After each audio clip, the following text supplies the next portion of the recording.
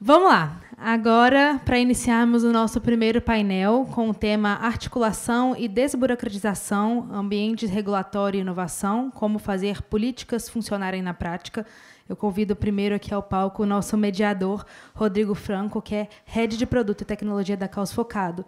Para complementar o palco com ele, convido os nossos painelistas, Rafael Toscano, que é secretário executivo de Ciência, Tecnologia e Negócios da Secretaria de Transferência Digital, Ciência e Tecnologia da Prefeitura de Recife. Dani Guedes, responsável por parcerias estratégicas e fomentos à inovação da InovaPE. Professora Mônica Tejo, que é professora da Universidade Federal de Campina Grande. Fernando Sares, pesquisador do Porto Digital. E Rafael Fácio, que é procurador do Estado de São Paulo na Procuradoria-Geral do Estado. Uma salva de palmas, pessoal.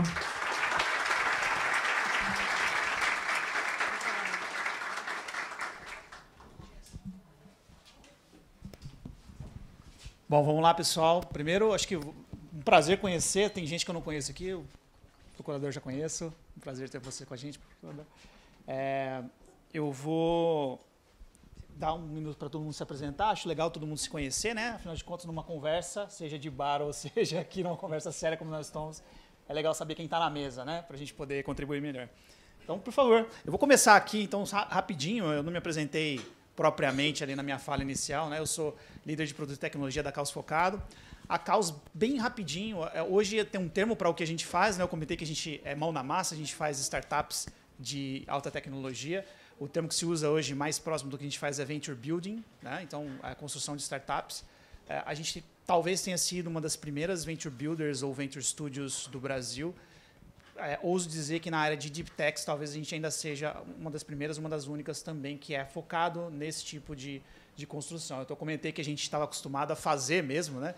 E aí, provocados pela WeLink, a gente agora está participando de conversas cada vez mais. Então, de novo, um prazer estar aprendendo com todos vocês aqui. Na Caos Focado, eu trabalho especificamente ajudando as startups a criar as pontes para o mercado. Então, bem a área de produto mesmo, né? Então, conversar com a ciência, traduzir para o mercado. E tradução é uma área que enfim, tem muita dificuldade de a gente traduzir o que é termo técnico científico e transformar em produto. Então, essa ponte, geralmente, eu na Caos Focado sou eu que faço. Então, é um prazer estar com vocês aqui. Já tem aí com você. Show de bola. Muito boa tarde, gente. Prazer imenso estar aqui com vocês. Eu me chamo Rafael Toscano, atualmente secretário executivo de Ciência, Tecnologia e Negócios na Prefeitura do Recife, na nossa Secretaria de Transformação Digital, Ciência e Tecnologia. Acabou um pouquinho o fôlego aqui. Nomes grandes. E a missão institucional da gente, né, eu sou servidor federal, né, do Ministério das Cidades, Companhia Brasileira de Trens Urbanos, estou cedido a essa Prefeitura do Recife, está sendo um prazer imenso. A missão da gente é cuidar da cidade, da CTI da cidade como um todo, não nos restringindo aos muros da prefeitura, mas da cidade de forma ampla. Então, a gente cuida do que a gente chama da quádrupla hélice de inovação e a gente acha que a cidade do Recife é única, é peculiar em diversos pontos. Então, tem sido um prazer, tem sido muito satisfatório trabalhar com isso e encontrar tantos parceiros valorosos que muitos deles estão aqui, né, que a gente conhece. Então, massa estar aqui com vocês hoje. Obrigado. Boa tarde, pessoal. Primeiramente, agradecer o convite mais uma vez e agradecer também, parabenizar pela organização do evento, né? A gente sabe que evento, a gente já organizou muito evento, todo mundo aqui acho que já fez algum, e a gente sabe a dificuldade de engajar pessoas. Eu estou vendo aí um público muito qualificado, pessoas muito queridas aqui, acho que eu conheço já muito bem, acho que eu não conheço, quero conhecer também algumas aí. Eu sou Dani Guedes, eu estou atualmente na Agência de Pesquisa e Inovação da UPE, nossa Universidade Estadual aqui de Pernambuco. Já fui da Prefeitura à Secretaria de Ciência, Tecnologia e Inovação um tempo atrás, já tive a oportunidade de trabalhar no setor privado também e hoje estou nessa posição onde meu papel é fazer essa articulação do público-privado, né? Trazer o privado, mostrar o que é que tem dentro da academia e mostrar dentro da academia o que é que tem para a gente desenvolver no privado. É um desafio grande, mas a gente tem feito muita coisa, muito engajamento com outras universidades aqui, várias pessoas aí que a gente tem projetos em conjunto. Fico feliz aí também em ver as coisas acontecendo. Então, é isso. Obrigada mais uma vez.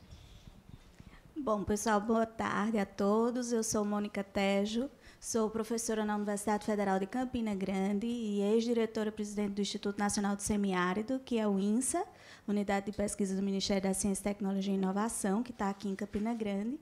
Estive diretora por 5 anos no mandato e saí agora há pouco tempo, retornei à universidade. Sou coordenadora de uma incubadora de negócio de impacto, que se chama IACOC, e desde minha carreira acadêmica e profissional, a gente sempre lutou para transformar um pouco as ações desenvolvidas dentro da universidade para impactar realmente a sociedade que está inserida no semiárido brasileiro. Então, venho aí há muitos anos tentando fazer essa conexão, transformando as oportunidades ou as dores da nossa região em si, para que a gente traga inovação, né, transformando vidas diretamente. Então, hoje estou lá em Campina Grande, no curso de medicina. Né? Minha formação, eu sou farmacêutica, mas fiz uma formação toda voltada para empreendedorismo e inovação. E hoje trabalho um pouquinho também com inovação em saúde, mas também com o pé na bioeconomia, no impacto de negócios rurais, trabalhando com empreendedorismo rural. Conheço algumas pessoas que estão aqui, mas também estou disponível para conversar e me conectar com o ecossistema daqui de Pernambuco e com todos que estão aqui. Né? Obrigada. Massa. Boa tarde, pessoal. Sou Fernando Salles, sou professor da Universidade Federal de Pernambuco, do curso de Engenharia Biomédica, o curso aí de engenharia voltado para a saúde. Venho trabalhando nessa área há muito tempo e faz 3 anos e pouquinho eu me juntei aqui ao Núcleo de Gestão do Porto Digital. Isso aí, inclusive, fruto aí do novo marco legal de ciência e tecnologia, né? Então, a gente tem a possibilidade de ter projetos, né? Ser bolsista em projetos com a sociedade civil. E a gente tem aqui trabalhando para desenvolver essa interface de inovação em saúde aqui, né? O Porto Digital, onde vocês estão aqui, esse território, esse ecossistema que hoje é um ecossistema de ecossistemas, nasceu aqui em Recife, mas eu já estou em Caruaru, em Goiânia, em Aveiro. Né? Então, no ano passado, foram mais de 475 empresas, mais de 20 mil colaboradores, faturamento aí da ordem de 6,3 bi de reais. Né? E muito como fruto dessa questão dessa aproximação da universidade, com o mercado, com o governo, com a sociedade civil, gerando impacto. Né? Então, esse é um processo o Porto Digital representa um processo de inclusão produtiva e de transformação da cidade através de TICs e economia criativa. Né? A gente tem visto essa transformação desse ambiente, desse território que tem muito conteúdo histórico, você vai ver aqui, um ambiente que estava degradando, ele tem muitos desafios, mas que hoje tem uma vida diferente, tem sido referência para várias questões. Então, para mim, é muito, muito bom estar aqui entre vocês, principalmente depois de uma fala muito inspiradora do Marcelo, né? Porque eu também acredito muito nisso, que a gente pode cada vez mais gerar mais impacto, né? Esse impacto se traduz de diferentes formas, né? Então, queria agradecer pela oportunidade, espero conseguir agregar valor a vocês. Boa tarde. Primeiro de tudo, boa tarde para todos, boa tarde para todas. Queria começar agradecendo ao Ilinca, Calçocado, pelo convite. Meu nome é Rafael Fácio, sou procurador do Estado de São Paulo. Hoje, eu sou consultor jurídico da Secretaria de Ciência, Tecnologia e Inovação do Estado e eu lidero a área que a gente criou em 2019 na PGE para mudar a nossa postura em relação à inovação e propriedade intelectual. Eu fui consultor do BID, do Banco Interamericano para o Desenvolvimento, para contratações públicas para inovação no Brasil, na América Latina, como a gente faz essa ponte entre a contratação pública e a inovação aberta, que o espaço aqui do Porto Digital acaba sendo, né, um testemunho muito importante de como a inovação aberta dá certo e como a gente tem que colocar isso com política pública. E fiz, durante meu doutorado, uma fellowship em inteligência artificial no Fórum Econômico Mundial, em São Francisco, quando eu estava tomando conta do problema de contratar inteligência artificial para o setor público em 9 países. Então, acho que muitos dos debates que a gente tem, que a gente tenta trazer para as prefeituras, sobretudo, que é onde a gente sente mais essa interface do Estado com o cidadão, é uma bronca que eu conheço um pouquinho. Então, fico muito feliz de estar aqui com vocês. Caramba, pessoal. Que potência, hein? Bacana demais esse painel aqui. Bora lá. Primeira pergunta. E aí eu acho que a gente tem diferentes facetas, diferentes atuações aqui. Isso é muito legal, que eu acho que essa pergunta vai cair bem, né? Qual que é o maior obstáculo dentro da área de cada um? E aí eu não vou botar ordem, não. Quem quiser pegar a primeira fala, pode pegar. Qual o maior, dentro da área de vocês, da atuação de vocês, qual é o maior obstáculo assim, para viabilizar o empreendedorismo científico e também as parcerias de inovação, né? Porque a gente tem geralmente essas duas vertentes, né? A gente tem as startups, né? A gente tem, enfim, essa potência empreendedora, mas a gente também tem as parcerias que são muito necessárias com corporações, público-privado, etc. E aí, se vocês puderem ser específicos e citar exemplos, ia ser muito legal, acho que para dar um panorama para o pessoal. Quem quer pegar a bola? Vou começar, então.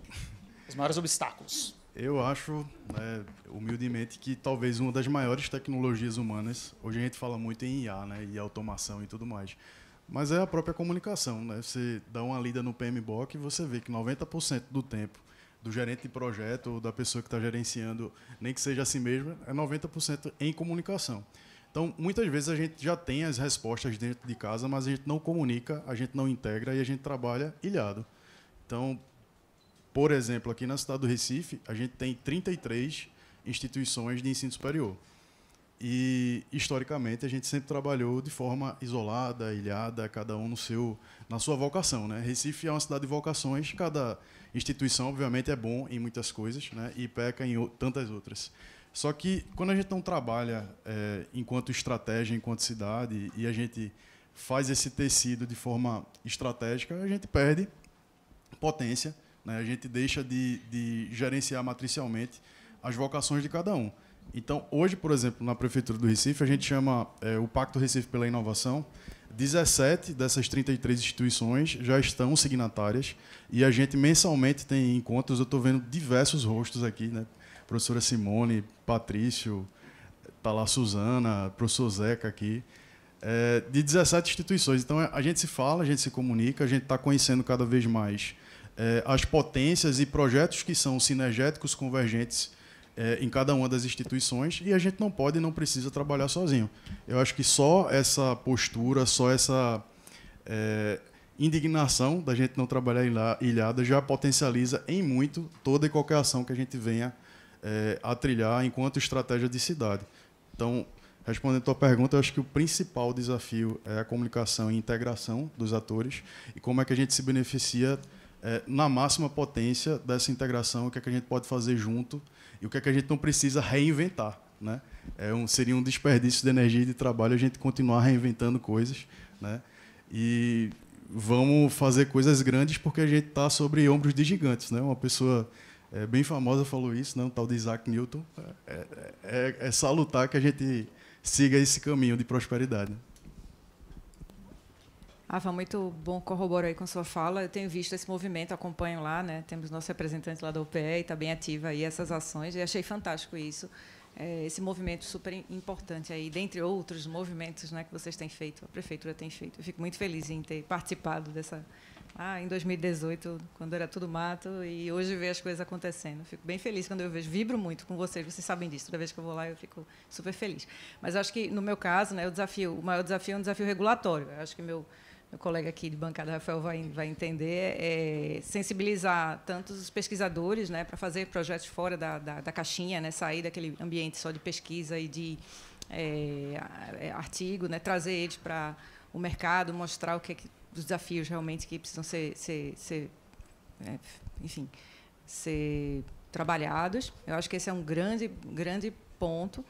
E do mercado também entender como interagir com as ICTs, né? No caso da gente, ICT pública. Então, o mercado ainda tem uma dificuldade muito grande em entender como o privado vai interagir com a ICT e que precisa pagar, né? Que às vezes ele acha que é de graça, né? Que a gente é ONG e tudo, e não. E esses mecanismos todos, né? Que existem, já estão todos regulamentados, Marco Legal de Ciência e Tecnologia. Então, eu acho o desafio regulatório maior ponto aí, o ponto mais sensível assim, nesse pelo menos na minha função, né? De sensibilizar os pesquisadores, alunos, bolsistas, para fazer esses projetos, e do mercado também entender que academias, ICTs, tanto públicas como privadas, aqui no caso do Porto Digital, entre outras, também, o próprio Emprego já é ICT, enfim, tem vários atores, podem fazer esse tipo de trabalho, desenvolver projetos e ter uma massa crítica muito relevante e muito importante para a sociedade. Então, esse, para mim, é o maior desafio nessa minha função. Eu concordo demais com a Dani, né? Eu acho que a gente acaba sendo muito criticado quando se pensam em privatizar a ciência. Então, não sei se vocês também já passaram por esse tipo de crítica, de pensarem que a gente está fazendo parceria com a empresa e, de certa forma, a gente está privatizando a ciência. Então, eu acho um dos principais obstáculos é a cultura, a sensibilização dos nossos pares, dos nossos parceiros, principalmente quando se fala de pesquisadores, professores, dentro de uma universidade, dentro de uma ICT pública, fazer com que a gente consiga mostrar que existe valor, que faz sentido você trabalhar com uma empresa, com uma indústria, né, com a quádrupla hélice, e trazer impacto realmente na vida das pessoas. Então, isso é que eu acho que é bem importante da gente discutir, provocar sempre essa reflexão, mas também não deixando de lado a questão regulatória. Então, mesmo tendo o Marco Legal da Ciência, Tecnologia e Inovação, mesmo a gente tendo aí um arcabouço legal interessante, inteligente, aplicado, mas a gente tem uma luta constante, não só nas nossas universidades com as nossas procuradorias, que geralmente os procuradores não entendem, né, o que é inovação, o que é que a gente está fazendo dentro do laboratório com a empresa, você está privatizando, você está trazendo uma matriz de recurso externo para a universidade, que não é da LOA, né?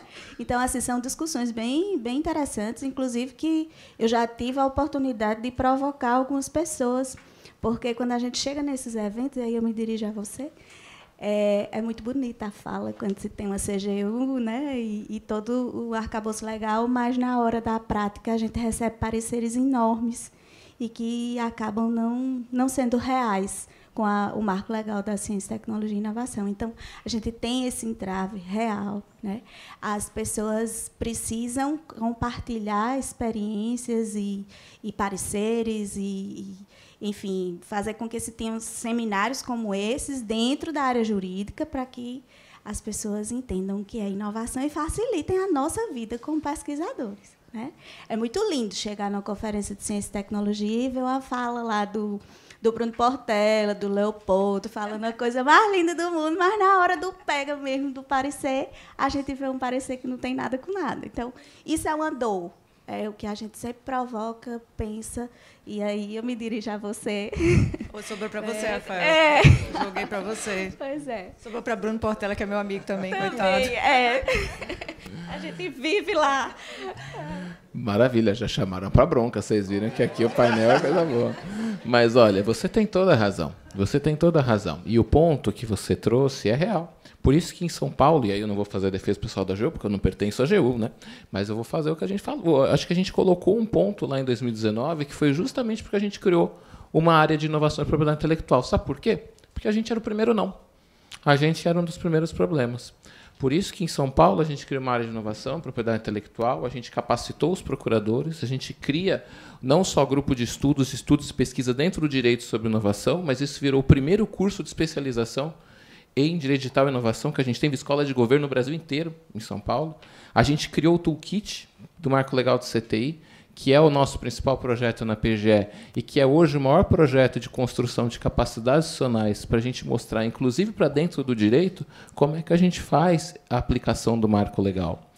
E aí eu vou aproveitar esse gancho já para dar a minha resposta, se o Fernando me permitir, para concordar muito com o Rafael.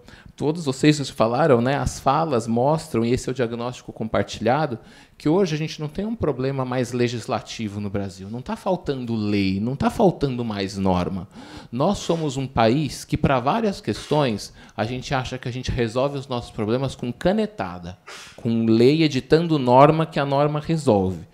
E, além da questão da cultura, já tive muitas vezes essas conversas, às vezes até com pesquisadores, né, que têm uma visão super refratária à realização de parcerias com empresas, a gente tem que olhar para dado, para evidência, para aquilo que funciona e para aquilo que não funciona.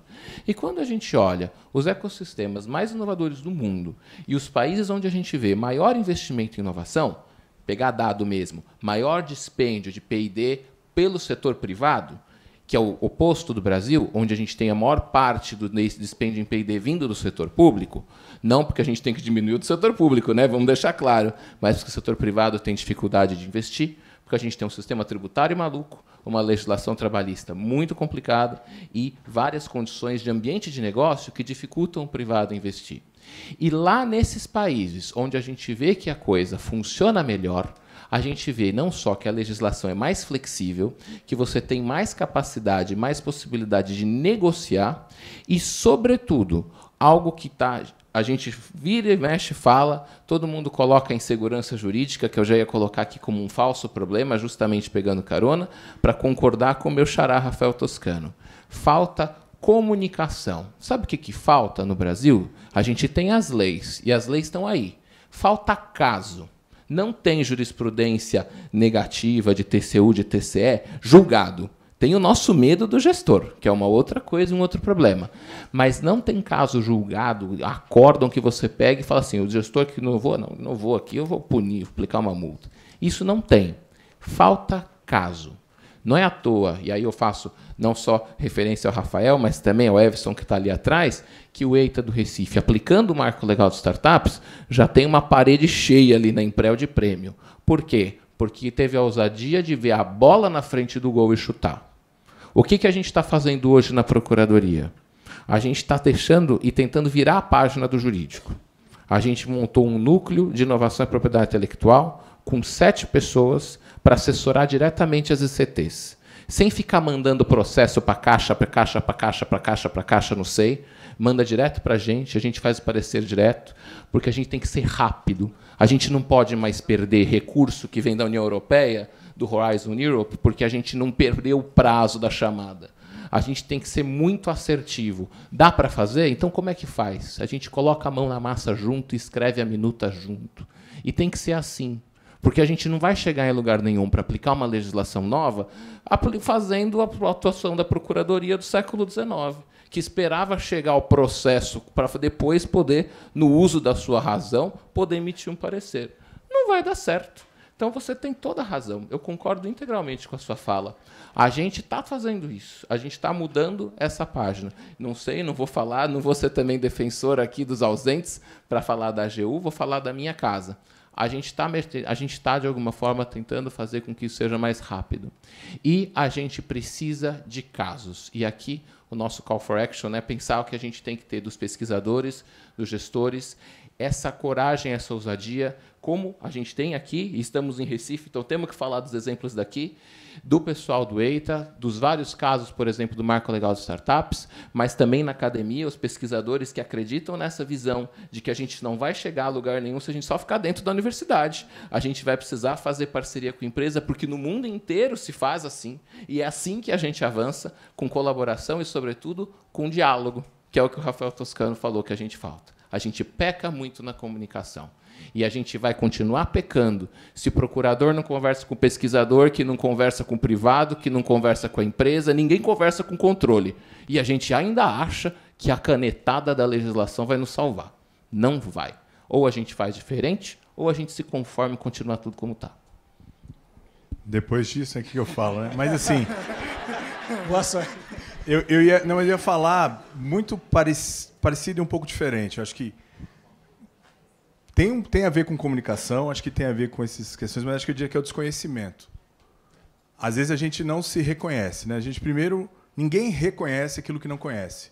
Então a gente acaba caindo nos achismos, né? Acho que teve um slide vou ficar falando direto do Marcelo, eu gostei da apresentação dele, que fala que o problema não é não saber, é a ilusão de achar que sabe, né? Às vezes a gente se acostuma com um contexto e isso vai entrar na nossa linguagem, que vai moldar a nossa comunicação. Então vem sempre aquele... E o desconhecido traz o medo, né? Não pode fazer isso, né? E a gente costuma entrar dentro das questões falando do domínio na linguagem. Por exemplo, a gente costuma achar que no contexto da pesquisa só é produtivo quem publica N artigos. Artigo é importante, patente é importante, mas existem outras formas de gerar impacto. Existem outras formas também de gerar retorno, de gerar valor, né? Existe a inovação tecnológica, existe a inovação de valor, tem toda uma jornada aí. Inovação tem risco. Inovação, você vai estudar toda a teoria de inovação, tudo que deu certo, aí o pessoal vai falar, procure as dores, os desejos, né? Então, para que eu vou buscar uma solução inovadora se eu tenho já um remédio, vamos dizer, para a minha dor, né? Outra coisa, então quem desconhece isso, então o primeiro ponto é como é que a gente mostra para essas outras pessoas que trabalham com pesquisa que existem caminhos para gerar valor além dos convencionais. Existem sim hoje os órgãos de fomento convencionais, né, o CNPq, as FAPs, FINEP, Mas existe um instrumento que hoje ele é muito importante, foi muito importante, ainda é importante para esse ecossistema aqui, que, por exemplo, chama Lei de Informática. Existem vários instrumentos estaduais que permitem você fazer projetos de P&D entre as instituições de ciência, tecnologia e inovação, entre as IES e o setor privado. Se a gente for olhar, por exemplo, a Lei da Informática, o último levantamento de dados abertos que tinha lá foi 2021, a gente tinha aí 4 bi elegíveis para fazer projetos de P&D. E quando a gente olha, pode ser, para usar esse recurso, pode ser uma ICT, pode ser um IES ou pode ser uma aceleradora. Quando a gente olha para a ICT, você tem várias ICTs, inclusive tem o César aqui, que usa muito bem esse recurso, não só esse, mas vários outros, e que pegava várias partes significativas. Quando a gente olha para as universidades, olhando da Lei da Informática, das 8 universidades que mais captaram recursos para fazer pesquisa e desenvolvimento através da Lei da Informática, quantas você acha que estão no Nordeste? De 8.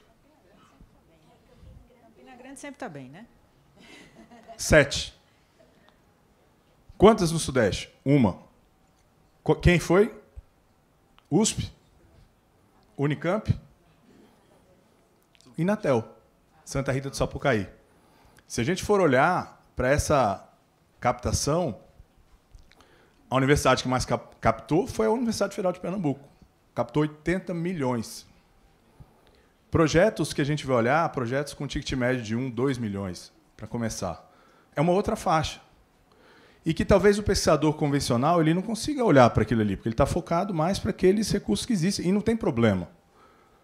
Mas a gente precisa disseminar que existem outras formas. Se a gente for ampliar isso para projetos de impacto social, vocês sabem hoje que existem permissões de doação do imposto de renda, pessoa física e pessoa jurídica, para empresa de lucro real, de até 14% tudo que você coloca, renúncia fiscal, tudo que você coloca lá, volta. Nem todo mundo gosta de pagar imposto, né? Se eu puder ressignificar o que vai ser feito com o meu imposto, melhor. Então, assim, puxando para a minha área de tecnologia com saúde. Você desenvolver tecnologia para a saúde é uma coisa.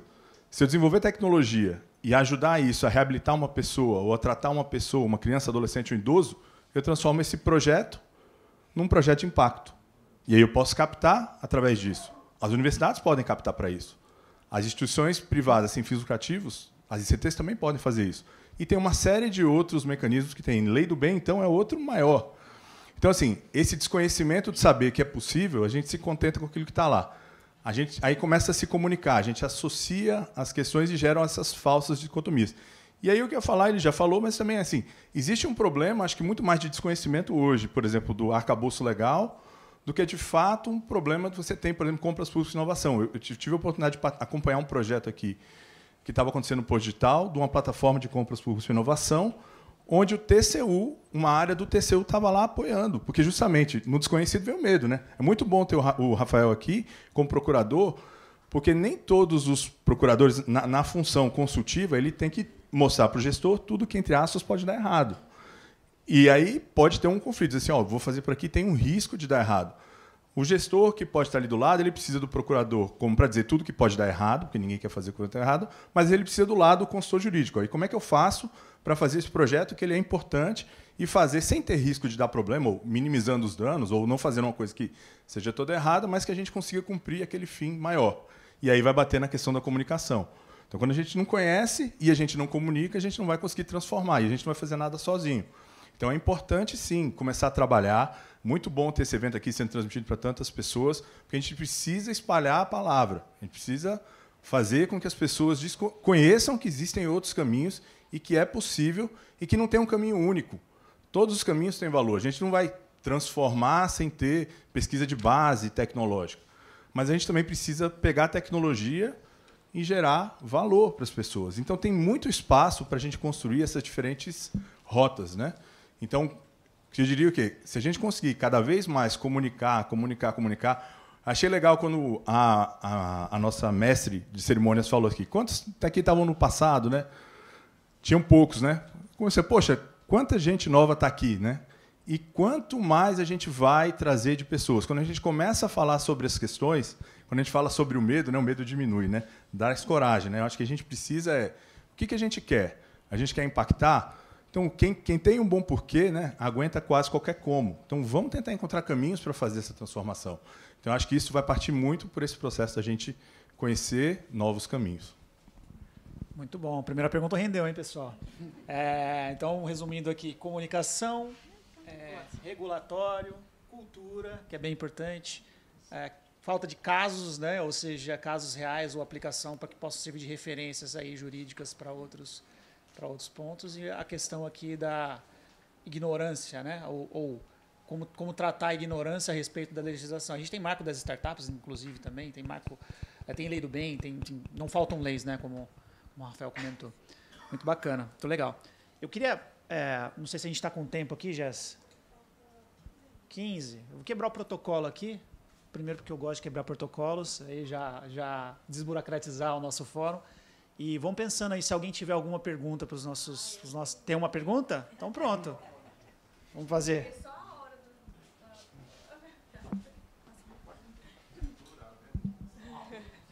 Uma só, hein, pessoal? Talvez seja, não sei se tem muito professor aqui, eu acho que deve ter, tá?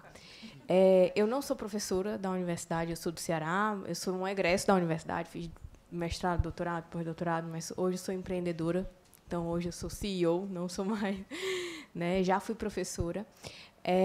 Eu acho que nós também temos alguns problemas. Eu falo porque 2 das minhas sócias na empresa são professoras da Universidade Federal do Ceará. Uma é pernambucana, que é a Cláudia Duó. Não sei se alguém conhece aqui. Conhece, né? Então, farmacêutica também. Isso.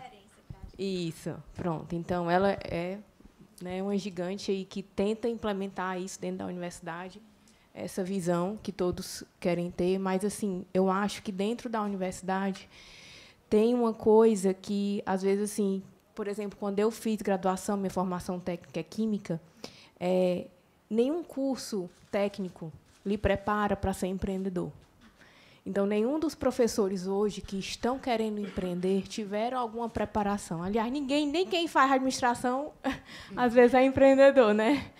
Então, eu acho que falta um pouco de capacitação lá atrás, né, de ele entender que ele, apesar de ter escolhido aquela parte técnica, que ele quer atuar na parte técnica dele, ele falta algo que lhe incentive e que lhe dê base para ele empreender e entender todo esse ecossistema. Gente, porque você empreender num carrinho de pipoca é difícil. Aí você empreender de uma coisa que nem existe, né, nenhum modelo de negócio se aplica, às vezes, ao seu negócio, então, é mais difícil ainda. Então, assim, eu acho que o professor, todo mundo reclama do salário, né?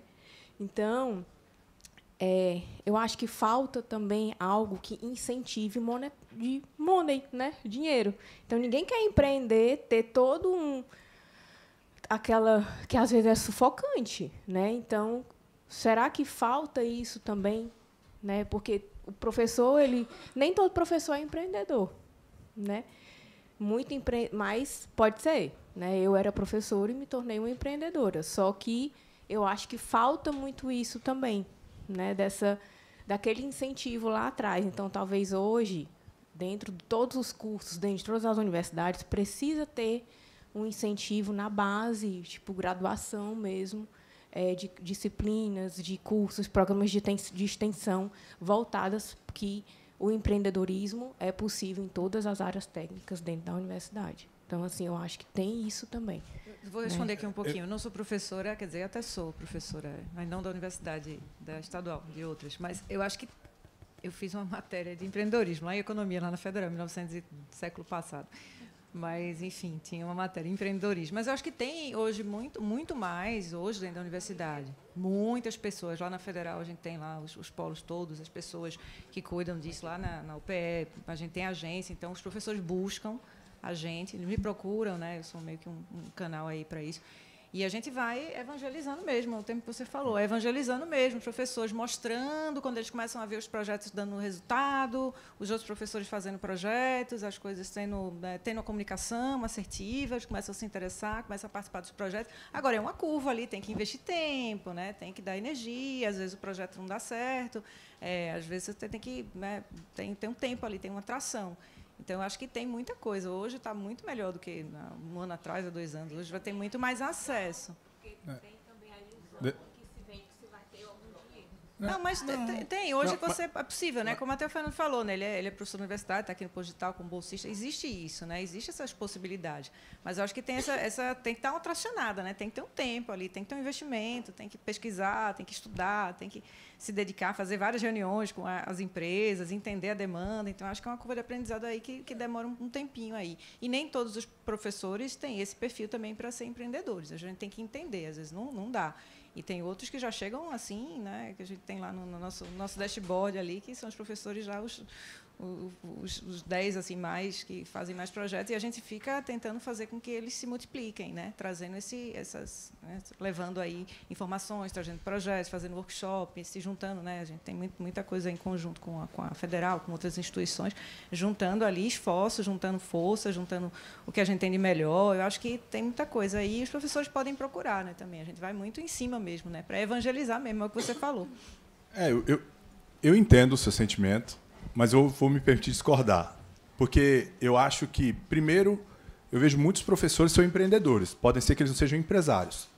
Então, acho que a gente remete à linguagem novamente. Empreendedor é aquele que empreende coisas. E eu vejo muito professor empreendendo muita coisa massa, tirando leite de pedra e fazendo coisa significativa sem ter a estrutura adequada para fazer acontecer. Isso é empreender dentro de uma corporação. Agora, como é que você forma pessoas para que elas empreendam em suas carreiras e formem, suas próprias empresas? Eu acho que isso tem cada vez mais diminuído essa demanda, ou seja, essa demanda não, essa lacuna, né? Essa ausência. Eu acho que também, Lilian, tem um pouco daquela vivência que a gente tem de universidade que, infelizmente, não funciona como universidade, né? A maior parte das universidades funcionam como um grande aglomerado de faculdades ou institutos. A gente ainda tem pouca interdisciplinaridade e vamos dizer, essa interoperação na carreira de universo frente ao potencial que a gente poderia ter, né? Mas eu tenho certeza que em várias universidades, tem lá, onde tem ciências sociais aplicadas, talvez tenha conteúdos ali de administração que vão ajudar a pessoa a ter essa formação mais empresarial. Hoje a gente vê a disseminação dos parques tecnológicos, tem várias jornadas de inovação dentro da faculdade, disciplinas para, vamos dizer assim, educar para a inovação que podem resultar em empreendedorismo. Eu digo aqui porque na UFPE, por exemplo, tem uma que tem pelo menos 15 anos. Chama, entre aspas, Projetão. Eu estou lá há 7 anos. E era de um outro centro. A gente começa a ter... E a gente só consegue ver porque pessoas, Simone está aqui também, elas vão atrás de se conectar. Aquelas pessoas que despertam para alguma coisa, elas vão atrás e encontram aqueles que pensam parecido e vão atrás de se juntar, né? Se juntando, mas eu concordo. A gente pode, cada vez mais, trazer para o aluno e dizer, você pode usar a faculdade para construir o seu negócio. A gente forma engenheiros muito bons do ponto de vista técnico, por exemplo, para construir um pilar ou uma obra dessa, mas que não conseguem gerenciar uma obra como um negócio. Você forma um médico que é muito bom para fazer uma cirurgia, mas ele não consegue gerenciar um hospital ou gerenciar o consultório dele. Mas talvez nem tudo a gente tenha que aprender na escola. Assim, eu acho que a formação... Eu estudei numa escola de engenharia tradicional, eu estudei lá no ITA, era muito rígida a formação, que eu digo acadêmico, não tinha isso também, mas a gente tinha um ambiente onde os alunos moravam, que era muito rico de atividades extracurriculares. E essas iniciativas é o que transformam a formação de quem está lá dentro. É essa possibilidade de se conectar com pessoas e fazer coisas diferentes. Então, a formação técnica ela é importante, você tem uma formação sólida, mas tem uma série de outras coisas que a gente vai desenvolvendo dentro do ambiente. Por isso que eu acho que a gente pode sim melhorar, Lilian, tem muito espaço para melhorar, eu concordo com você, mas eu acho que também a gente, às vezes, dá nome errado para as coisas. Fala assim, porque o professor ou porque o ambiente. Eu acho que tem que ter vários caminhos. Acho que não é um caminho único. Acho que talvez, às vezes, a gente privilegie isso. Talvez seja um pouco dessa carreira de que, para ser professor em muitos lugares, você tem que ser professor, doutor, 40 horas, tem que ter mestrado, doutorado. E não tem um caminho, por exemplo, para quem ficou um tempo na indústria, né? Então, esse talvez seja uma coisa para se pensar em ter modelos mais flexíveis para trazer outros tipos de vivência para enriquecer a formação. Mas eu acho que talvez essa coisa de como é que a gente navega e se aproxima de outras iniciativas, que não só aquele curso da grade convencional, talvez seja a principal raiz do problema. Sei que você quer. Lilian, eu queria só contribuir também com a resposta, que eu aí corroboro com a fala do Rafael, de compartilhamento de boas práticas. Dentro das universidades, a gente acaba não tendo professores que empreendem nas suas vidas, como bem falou o Fernando, como exemplo, compartilhando os seus bons exemplos e vendo o quanto que eles avançaram, o quanto que eles conseguiram prospectar projetos, se conectar em rede, fazer com que ações aconteçam no seu dia a dia, né? E dessa forma você está também empreendendo. Então, o compartilhamento de boas práticas, a comunicação, fazer com que as pessoas elas enxerguem, principalmente aqui nesse fórum de Deep Techs, e esse tema é um tema muito interessante para a gente começar a provocar, dizendo assim que se você for atrás, se você empreender, se você começar a ter conceitos de inovação, de empreendedorismo e ser disruptivo naquilo que você faz, você vai longe. E, com isso, você pode fazer várias coisas, inclusive ganhar mais. Né? Ganhar uma bolsa, ter uma parceria com a empresa. A empresa pode te pagar, porque pelo Marco Legal da Inovação a empresa pode te pagar. Você pode ter uma empresa, sócio, minoritário, como a professora Cláudia tem com você. Então, assim, são várias oportunidades e opções que acabam dentro da academia não sendo compartilhadas. Não sei por quê, talvez por medo de concorrência, talvez por algum outro sentido, né, possível. Mas a gente a história do medo do legal também, né? Será que alguém vai me denunciar? Entendeu? Então, dentro da universidade, eu não vou me vitimizar, mas eu tenho muito isso. As pessoas elas estão o tempo inteiro olhando para mim. E às vezes eu falo, gente, parem de olhar para mim, me deixa aqui quietinha.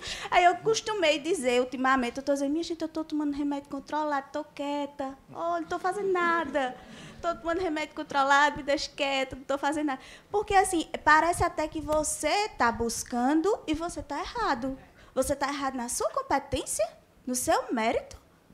Que coisa doida, né? Então, assim, deixa a gente fazer as coisas. Quer ser pesquisador, quer fazer parceria com empresa, quer abrir startup, quer fazer... Vai ganhar dinheiro. Ganhar dinheiro não é errado. A gente precisa almoçar, não é assim? Não existe almoço de graça. Já tem um cara que até ganhou o Nobel, né? Que fala, não existe almoço de graça, a gente precisa ganhar dinheiro. Todo mundo gosta de ganhar dinheiro. Por que dinheiro é errado? Então, a gente é competente, a gente está no Nordeste, mas um Nordeste muito rico em biodiversidade, rico em tecnologia, rico em conhecimento. Nós somos, temos uma propriedade intelectual gigantesca, né, de se invejar de todo o mundo, não só do Brasil, e a gente pode fazer o que a gente quiser. Então, é muito disso, assim, compartilhar o que realmente a gente tem de cases interessantes em diversas áreas e que as pessoas elas vão além e empreendam. Vamos lá, Rafael, lhe ouvi também. Uma coisa interessante que aconteceu recentemente é a obrigatoriedade dos 10% de carga de extensão nas universidades. E esse fato ele coloca a gente diante de duas avenidas. Ou a gente vai continuar inventando nossos problemas dentro da universidade e vamos nos autoconter, ou a gente vai olhar para o setor produtivo e para a própria cidade que a gente mora e a gente vai resolver esses problemas. Então, como você falou, nessa questão de empreendedor, de empresário, você tem geralmente uma caixinha onde você coloca o input e do outro lado você sai produto ou serviço, então você é um empresário. Agora, se você faz isso apenas, isso não é sustentável. Agora, tenta imbuir essa caixinha com propósito. Propósito para o aluno, propósito para o professor, propósito para a sociedade. Aí você muda o jogo. Então, botando agora um pouquinho no chapéu de professor, né, eu leciono também aqui no César, a gente está tentando, junto com a Prefeitura do Recife, colocando automaticamente o chapéu de volta. Foi mal estruturado, hein, Sofrano? Você é como uma pessoa onipresente, hein, gente? Por essa vocês não esperavam, né? A gente está tentando colocar a capacidade do aluno e do professor no currículo, ou seja, a gente está mapeando a curricularização e a capacidade e as habilidades de cada um em cada momento, versus o que Rafa trouxe aqui, que é o banco de BOs, as oportunidades, ou seja, os problemas que a gente pode endereçar e os graus de maturidade que esses problemas se estabelecem na sociedade em grau de TRL mesmo. Então, de repente, você pega um TRL 3 na sua cadeira do terceiro período, eleva para um TRL 5 e ninguém precisa reinventar essa roda no TRL 3 novamente. Então, alguém vai herdar esse salto que você deu e você vai transformar do 5 para o 6 e para o 7, que é a ordem natural dos fatos. Só que a gente está criando empreendedorismo e intraempreendedorismo dentro desse cenário acadêmico e, automaticamente, como a gente está no fórum, a gente também está falando de deep tech nesse sentido, da bancada até a solução do mercado, e a gente vai acelerar isso de forma exponencial. Isso é uma verdadeira revolução dentro da educação, e eu não preciso mais ficar triste inventando meus problemas, eu só preciso resolver os problemas que já existem. Né? O setor produtivo tem uma pancada de problema para a gente resolver. Recife, como o Fernando falou, é uma cidade pujante, o Porto Digital com quase 500 startups e empresas, 6,2 bilhões de faturamento, e a gente não precisa reinventar problema. A gente simplesmente precisa focar e, enquanto cidade, enquanto pessoas, a gente trazer propósito para toda essa ação. E a gente pode fazer isso. Né? A gente, como o Rafa falou também, precisa de mais lei, não precisa de mais administração, não precisa de mais burocracia. É só a gente bater no peito, ter a coragem, né? E talvez o espírito revolucionário da gente fazer. Né? E como a gente aprende no fazer? Né? Talvez seja o melhor professor. A arte do fazejamento, mais do que planejamento, faz a gente errar, a gente aprende rápido, conserta rápido, faz melhor depois. Né? É o princípio da gestão ágil, né? Pivotagem. Só para terminar e sem querer alongar a discussão, eu só queria trazer um dado para a gente não pensar também que a gente vive só na terra da jabuticaba, que o problema é só aqui. Quando eu estava nos Estados Unidos, o debate é a mesma coisa. Os Estados Unidos, que é o país onde a gente tem mais PhD contratado por empresa, também se queixa de que a gente tem muita essa falha de sistema de comunicação, né? De colocar academia e setor produtivo para conversar. Seja pelo que o Rafael falou, entender que os problemas do setor produtivo também podem ser importantes fontes de conhecimento para a academia resolver. Mas, um exemplo disso. Lá nos Estados Unidos tem um programa que é igualzinho que a gente faz aqui para a FAPESP, o PIP, ou o que a FINEP faz como subvenção de empresa. E a base de tudo isso é um programa americano que chama Small Business Innovative Research, o SBIR. Sabe qual é a crítica que se faz nos Estados Unidos ao SBIR? Que tem muita empresa, que a gente chama lá em São Paulo, a empresa pipeira, que é a que vive do SBIR, que não consegue desmamar. Ou seja, o problema que a gente tem aqui, que se você se queixou muito bem, e concordando aqui com o Fernando, claro que a universidade pode fazer mais, mas não é um problema só nosso. Assim, é um problema que o mundo partilha e, de alguma forma, uma falha de sistema para colocar a universidade e o setor produtivo para conversar. E não é à toa que a União Europeia, por exemplo, tem projeto que a Comissão Europeia financia, e, inclusive, para quem quiser dar uma olhada, vai no site da Comissão Europeia que eles colocam tudo no ar, desde o projeto até os resultados, para justamente criar o que eles chamam de uma política de construção de sinergias intencionais. Ou seja, eu estou entendendo que, assim, universidade do setor produtivo, eu sei que vocês não gostam de conversar. Eu vou financiar e fomentar aqui um programa para fomentar justamente essa conversa. Então, a gente saber e colocar isso como premissa, de que são dois atores que precisam conversar mais, eu acho que a gente consegue endereçar melhor as políticas públicas que a gente constrói. Muito legal. Eu tenho mais uma pergunta na manga aqui, mas aí, assumindo aí já o protocolo que eu quebrei, eu vou jogar para a plateia. Acho que já tem uma pergunta aqui, não sei se alguém queria responder. Você quer fazer a resposta? Se tiver pergunta, acho que nada. Vocês podem responder depois que tiver pergunta para trazer mais. Então tá, então eu vou lançar a minha aqui. Tá? Tem a ver com propriedade intelectual. Então, geralmente, a propriedade intelectual é uma bola dividida, né? Digamos assim. Né? Então, o que está faltando, assim, a perspectiva de cada um de vocês sobre a propriedade intelectual com bola dividida entre atores, né? Então, a gente tem a universidade tentando defender ali um campo de sua propriedade intelectual, às vezes o pesquisador entra no jogo, aí vem a empresa, enfim. Então, geralmente é uma conversa que atravanca, né? Burocratiza um pouco e os medos entram de novo, afloram aí, isso se torna um assunto aí meio não tão discutido. E aí eu queria trazer aqui para o fórum para a gente discutir. Se eu puder começar, talvez, eu queria trazer uma frase da Juliana Crepaldi, que falou no evento que a gente teve lá na Fiesp, em São Paulo, na sexta-feira, que acho que é uma frase que resume muito bem. Quando a gente fala, sobretudo, do Campina Grande, que está sempre nos rankings, topo de patente, né? E a gente fala sempre de muitas outras instituições, e também universidades, que nem patente tem. E a frase dela que eu achei genial é: ter patente não significa muita coisa, mas não ter nenhuma significa muito. E eu acho que isso ajuda muito, porque, de alguma forma, coloca um pouco o papel que falta de compreensão sobre o papel da propriedade intelectual. Claro que tem uma crítica, que eu acho que é uma crítica certamente injusta, que fala, mas o papel da universidade não é ficar protegendo o conhecimento, é abrir o conhecimento. Mas a gente sabe que ter a patente é uma forma da universidade conseguir, pelo royalty que a propriedade intelectual traz, trazer e conseguir usufruir parte dos recursos da contribuição que o conhecimento que ela gerou colocou no mercado. Agora, falando aqui de setor público, eu acho que existe um fetiche muito grande de propriedade intelectual, que o Estado quer ter código-fonte, quer ter titularidade de tudo, e que, no final do dia, só serve, às vezes, para a gente pagar a taxa para o INPI. Às vezes não faz sentido. Tem muita coisa que não faz sentido, nem em termos de mercado, você proteger, pelo menos naquele nível, porque o TRL é muito baixo. E ainda mais, pensar, quando a gente fala de startup de tech, o cara não tem ativo, não tem patrimônio, mal tem equipe. Você vai pegar a ideia, que é a única coisa que o cara tem.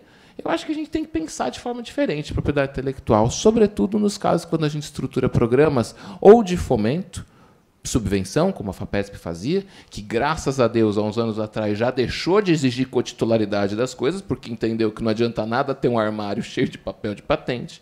E, do outro lado, de contratação de inovação. A propriedade intelectual faz muito mais sentido você deixar a propriedade intelectual, em alguns casos, com o privado, e pegar, eventualmente, um licenciamento gratuito, a possibilidade de ter um royalty. Isso é muito mais inteligente. Eu acho que, dentro do setor público, a gente ainda insiste muito em ter código-fonte, em ter a titularidade, que é algo que muitas vezes eu vejo ser repetido e que, muitas vezes, exceto lá na segurança pública ou alguma coisa super estratégica, talvez, para o SUS, eu não sei se faz tanto sentido, mas é uma impressão que eu queria jogar aqui. Eu queria também trazer um outro olhar. Eu acho que tem essa questão que você colocou da patente. Tem também essa questão de vamos fazer um projeto que envolve, sei lá, 2 atores ou mais, né? Como é que vai ser? Eu gosto de fazer um paralelo com... E vou fazer, talvez, um exemplo aqui que seja muito simplista, mas que eu acho que pega para muitos casos, né? Quem aqui... Imagina você que está naquela fase, você é novo, está indo paquerar, sai à noite para dançar e tal, e conhece alguém que te interessa e começa aquela paquera. E aí, antes de você investir mais na relação, você começa a discutir. Quando a gente tiver o segundo filho, quando ele tiver com 12 anos de idade, você vai querer que ele vá para um intercâmbio no exterior, vá para uma escola bilíngue, ou a educação construtivista? Eu acho que muitas vezes a gente começa a discutir em projetos no início, muito quando a gente não tem muita maturidade de saber do que a relação ali vai dar e o que vai ter, a gente começa a trazer detalhes muito lá do futuro que talvez possam inviabilizar o que vai acontecer dali para frente, que pode gerar frutos interessantes. Claro que você fala, Fernando, você está falando isso, mas se for um caso que você vai ter, de um lado, alguém que tem uma tecnologia, um recurso que pode, de fato, gerar muito valor, é diferente de um projeto que vai gerar um co-desenvolvimento e que pode gerar outros bens. Acho que o Rafael pode falar aí do caso que eles fizeram a inovação aberta, daquele problema lá dos buracos, né? Em vez de ficar tapando buraco, né? Buscar uma solução que pudesse dizer. Então, ali teve uma articulação entre o público e o privado e que hoje gera valor para os dois, que se fosse discutir muito fortemente, se apegar a essa questão da propriedade intelectual, talvez tivesse nascido. Eu acho que tem vários casos, né? Outro lado também tem esse lado de vamos registrar patentes para gerar indicadores, mas de coisas que a gente nem sabe se tem muito potencial de gerar valor econômico. Claro que tem coisas que só vão gerar valor depois de 10, 15, 20 anos. Então, esse olhar para saber tudo que eu desenvolvo de novas potenciais tecnologias dentro de um projeto de pesquisa, você pode adotar, vamos patentear tudo, ou também tem um olhar do que será que tem potencial de mercado, né? E aí você vai, talvez, patenteando, registrando e protegendo aquilo que parece ter algum tipo de interesse futuro, ou que pode ter um apelo comercial. Muito mais que só gerar números, né? Massa, já que o Fernando levantou a bola, eu vou cortar, né? Vamos lá. Deve ter muita gente do setor público aqui, mas quem não tiver, eu preciso fazer a pergunta introdutória. Vocês sabem o que é um termo de referência? Calma, pessoal, um de cada vez. Tá, algumas pessoas, né? Massa. Termo de referência, no leigo, é a cocada de coco de coqueiro da Praia de Boa Viagem. É um documento extenso, longo, eu pego vários servidores para fazer, ninguém fica feliz em fazê-lo, né? Demora, e depois que a gente vai lançar, publicar, às vezes a gente compra errado. Um exemplo disso é como o Fernando falou, é o edital para você tapar buracos na rua. Ele nasce morto já, porque uma empresa que vai tapar buracos na rua, tudo que ela mais sonha é que tenha mais buracos tanto quanto possível, porque ela vai ser remunerada por tantos buracos ela tapar. Então, isso é um crime, né? Isso é um crime nos bolsos de todo mundo que está aqui. Qual é a forma inteligente de fazer isso? Inovação aberta. Né? Inovação aberta é você fazer perguntas inteligentes para o mercado, e aí o mercado diz, de forma inteligente, como resolver.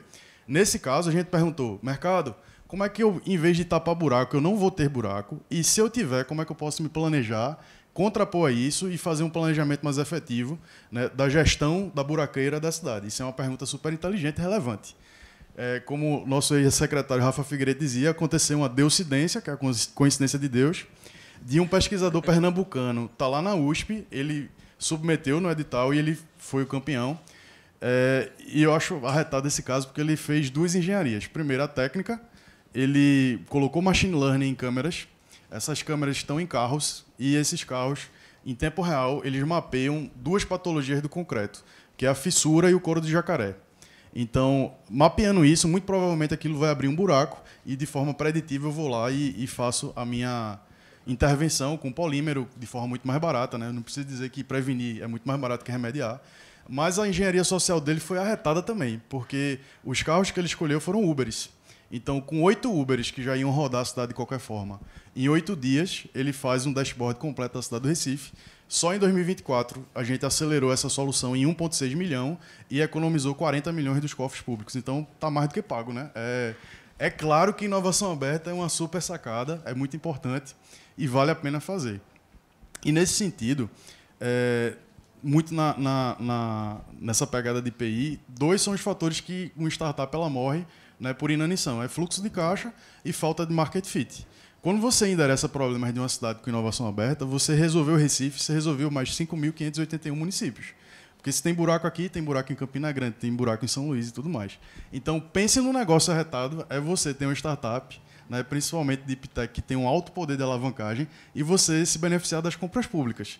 É 13% do PIB do Brasil dedicado simplesmente para compras públicas. Então, quem tem startup aqui não está vendendo para governo, não está buscando fazer mais, né, sobre isso, procurem saber, né, se informem, que é muito bacana, é um potencial gigantesco que vocês têm. E eu acho que esse case de sucesso, já finalizando, é muito interessante para provar que quanto mais rápido você desburocratiza e você se preocupa rapidamente com o negócio que você vai fazer, ou seja, os quinhões que vão ser repartidos, isso está muito na letra de lei, já está claro, você avança muito mais rápido. Então, um caso de sucesso também internacional são os IPOs lá de Singapura, né, a terra que tem mais bilionários no planeta Terra, que simplesmente mudou a geografia do local, porque ao invés de a gente ter um órgão que simplesmente registra ou se preocupa na formalidade com a patente, ele une as pontas e faz os matchmakings. Então, se Rafa aqui tem uma solução que é muito complementar à minha, eu patenteio sim, mas eu já tenho um porquê. Eu disse porque Rafa também é sinergético e estrategicamente para a localidade vai fazer muito sentido. Então, quando você coloca propósito e estratégia dentro de um procedimento tão simples, que é o simples registro, né, ou o depósito dessa invenção, você vai muito mais longe, né? Então, que a gente aprenda, né, com a inovação aberta, a gente tem 12 CPSIs aí, é público, é aberto para todo mundo aprender, mas tem cases internacionais super relevantes. Singapura é um deles, né? Convido vocês também a googlarem, né, o caso do Japão, onde o país que levou 2 bombas atômicas na cabeça, procura uma foto do local da bomba e procura uma foto atualizada desse mesmo local. É estarrecedor, né, é surpreendente. É um país que investiu, como você falou, lá em educação e empreendedorismo, nas coisas de longo prazo, que a gente teima em não fazer, mas a gente está fazendo. Tem um bocado de gente aqui fazendo agora, nesse momento, né?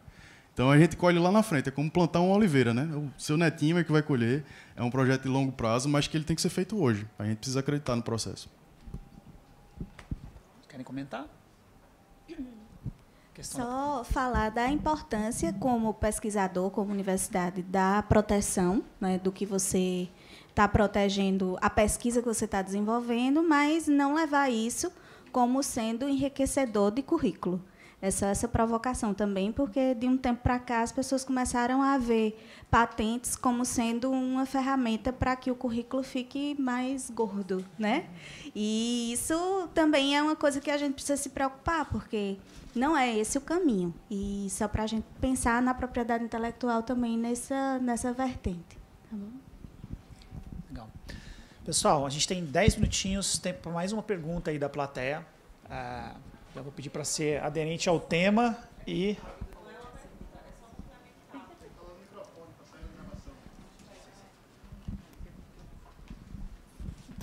Rapidinho, ótima discussão, né? Mas eu vou voltar a um ponto que Fernando estava colocando sobre os indicadores. Quando a gente fala que existem indicadores, a gente talvez precise também rever quais são os indicadores que se cobram das instituições.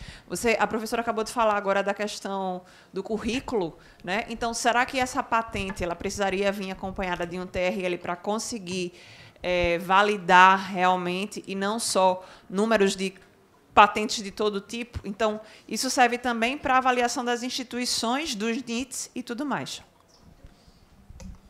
Perfeito, Simone. E tem aquele lance, né? A gente escolhe indicadores para monitorar processos, né? Os KPIs, né?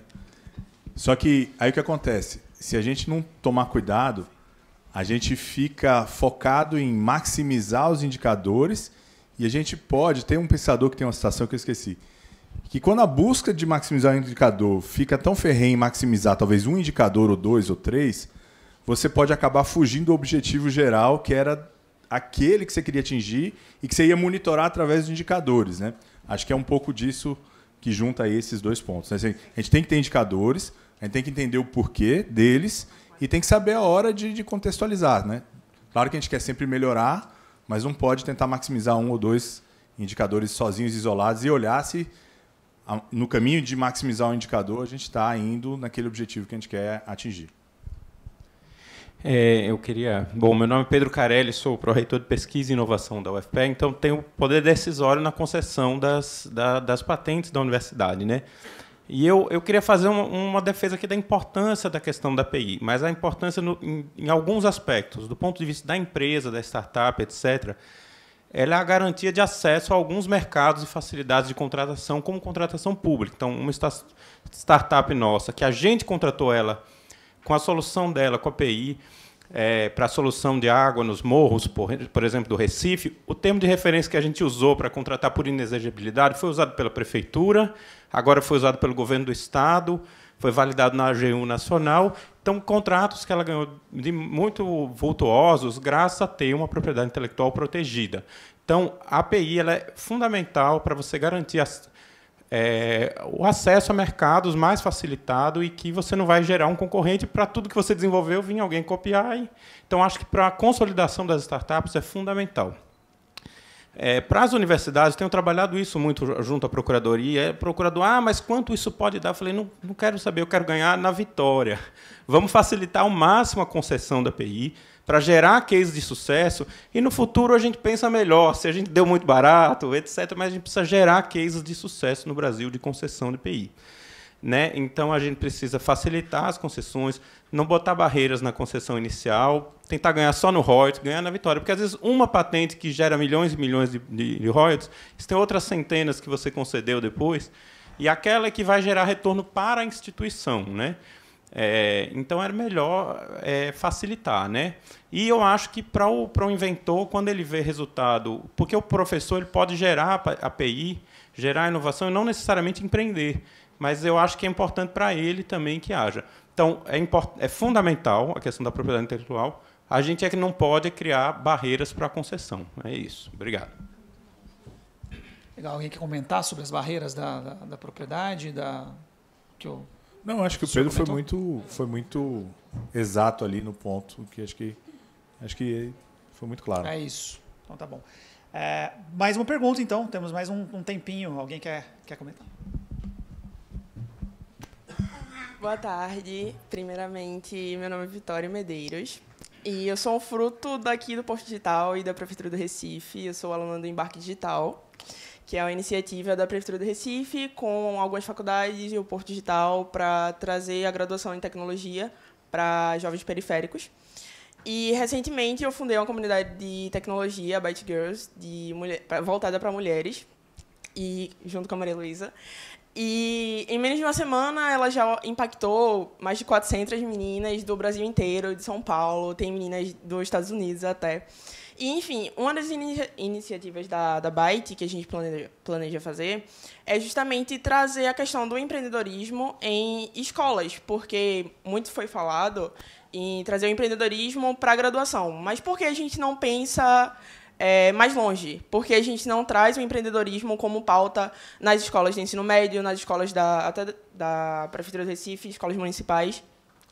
Então, é uma pauta que a gente da Byte quer trazer para justamente levar o empreendedorismo, até porque eu sou empreendedora desde os 14 anos, e sendo que quando eu estava na escola, eu fiz ensino médio técnico, quando eu estava na escola não existia o fomento ao empreendedorismo, então eu tinha limitações de, tipo, qual profissão eu quero ser, sabe? Qual é a caixinha que eu vou me encaixar? Qual o cargo que eu vou exercer? Sendo que hoje eu vejo que é muito, muito além disso, sendo que ninguém me disse no começo, entende? Então, eu sinto muita falta de ter tido isso.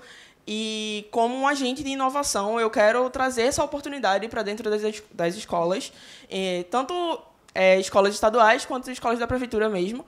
E eu queria levantar essa pauta justamente porque foi muito falado em questões de graduação, mas eu acho que, indo mais longe, a gente consegue ter frutos melhores mesmo, porque por quanto mais tempo a gente desenvolver eles, melhor. É isso. Obrigada. Foi uma excelente reflexão, né? E eu acho que a gente endereça esse tema de forma tão simples e acho que tão efetiva, tanto quanto a gente orienta o aprendizado a problemas, né? O famoso PBL, né? Problem Based Learning. É simples, é isso. É a gente fazer a educação um pouco mais divertida, fazer a educação um pouco mais próxima e lúdica de desafios reais que você pode aplicar dentro do seu ambiente de aprendizado seguro, como ele precisa ser.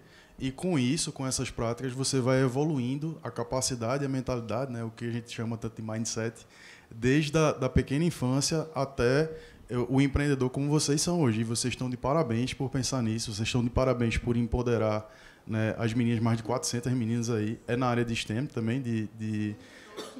A gente tem projetos super relevantes aqui na cidade. Do CETENE mesmo, tinha a professora Giovana Machado, do Futuras Cientistas, né? Dentro da prefeitura, a gente sonha com futurinhas cientistas para a gente fazer isso com as meninas já em idade do ensino fundamental, né? E, poxa, vocês estão de parabéns. É com a educação, é com um projeto de longo prazo que a gente realmente vai fazer uma revolução de verdade, né? Seja no aprendizado como no empreendedorismo da nossa cidade, e isso vai reverberar para o Brasil todo, né? Desculpa, mas Recife é uma cidade que, né, reverbera para todos os cantos, né? Eu queria te parabenizar. Eu acho que é muito importante dar visibilidade. Acho que ter o exemplo, né? Acho que ter a formação empreendedora no sentido de que existem processos, métodos e que podem ser úteis para quem quer montar um negócio. Isso a gente consegue, entre aspas, ensinar na escola, né? Mas eu acho que você, em frente da sua realidade, do seu empreendimento, fazer ali, ter aquela gana, aquela fome de vencer, até aquela pequena obsessão, né? O empreendedor, ele confia tanto de que vai acontecer, às vezes ele é cabeça dura de não escutar ali os outros olhares, porque ele acredita muito na ideia e ele tem que acreditar, porque se ele não acreditar, não vai, né? Então, acho que é importante a gente também dar visibilidade. A gente precisa destacar mais, vamos dizer assim, esses casos de sucesso. Acho que, como o Rafael falou lá no começo, a gente precisa mostrar essas histórias. Essas histórias inspiram as pessoas. E é isso que faz a gente perseverar e ver que talvez dentro da faculdade, a gente pode usar a faculdade muito mais do que ser a caça, né, de ficar lá, ou tem que fazer tal disciplina com tal professor, porque tem tantas horas, tem não sei o quê, e virar o caçador, dizer, poxa, eu quero trabalhar com isso aqui. Onde é que tem essa disciplina que vai me capacitar para fazer aquilo? Onde é que eu posso pegar um projeto que pode me gerar uma conexão com aquilo ali? E com a curricularização da extensão, agora 10% a mais, tem muito mais. Então, assim, eu acho que olhem para a universidade, faculdade, como um ambiente para você ganhar musculatura, ganhar conhecimento, mas em gerar valor e você foi atrás de fazer, independente de ter tido a formação ou não, porque aquilo tinha valor para você. Então, puxando o que o nosso colega falou, tenha propósito, tenha clareza do que você quer ser. A gente fala muito, aquela coisa da linguagem de novo. O empresário visa só o lucro. Acho que não é só sobre lucro. A gente precisa do recurso do lucro, porque senão não é sustentável. Despesa é maior que receita, né? Se despesa for maior que receita durante muito tempo, vai quebrar. A gente precisa ter receita maior que despesa em algum momento. Então, o lucro não é o fim. O lucro é um combustível ali, o recurso para que você morra. Alguém aqui, quem consegue ficar mais do que 5 minutos sem respirar aqui? Quem fica mais do que 5 dias sem beber água? Mais que 10 dias sem comer? Mas vocês estão aqui nesse mundo para respirar, beber água e comer? Não, né? A gente está aqui para cumprir uma missão maior. Cada um tem a sua. É isso que faz a gente levantar da cama e ser ali, fazer o seu ofício e deixar a sua mensagem aí no mundo, através do trabalho. É importante beber água, respirar, comer? Sem dúvida. Tem pessoas que olham o dinheiro como fim. O problema não é o dinheiro, o problema não é o lucro. O lucro são aquelas pessoas que veem o lucro como fim, ou o dinheiro como fim. E a gente molda isso para a linguagem, aí acaba afastando as pessoas, às vezes, ser empresário é ruim. Veja, tem empresário bom, tem empresário ruim. Tem professor bom, tem professor ruim. Tem governante bom, tem governante ruim. Tem pessoas boas e pessoas ruins. Ou pessoas que tomam atitudes boas e atitudes ruins. Decisões boas e decisões ruins. Então, vamos dar nome correto para as pessoas, para as coisas, para as pessoas, e vamos inspirar. Quem tem um bom porquê aguenta quase qualquer coisa. A gente precisa de casos como o seu. Parabéns e vamos... A gente precisa mostrar que existem muitos outros caminhos para transformar essas realidades. Tá certo? Eu espero que a gente, saindo desse lugar aqui, a gente tenha, sei lá, daqui a 3, 5 anos, mais e mais casos de sucesso. Muito bom. Palmas para a vitória, né, gente? Parabéns. Gente, então, assim, estamos caminhando para o encerramento do painel. A gente falou aqui sobre comunicação, a gente falou aqui sobre excesso ou não precisamos de mais leis, a gente falou sobre coisas que podem desburocratizar e muitas vezes elas estão nos lugares onde a gente menos imagina, né? A gente fica imaginando que mais leis, não, eu preciso de mais leis para me tirar a burocracia. De repente não é isso, né? A burocracia, de repente, está em outros lugares não óbvios para nós, na cabeça das pessoas né, na cultura e etc. Então, pode parecer que a gente tem um ambiente burocrático, por vezes isso pode ser realidade, mas a verdade é que diferentes pontos de vista foram colocados aqui, que pode ser que a resposta esteja mais na frente, no debate do seu nariz, do que você imagina. Né? Tá bom? Então, quero agradecer os nossos painelistas aqui, uma salva de palmas para todo mundo.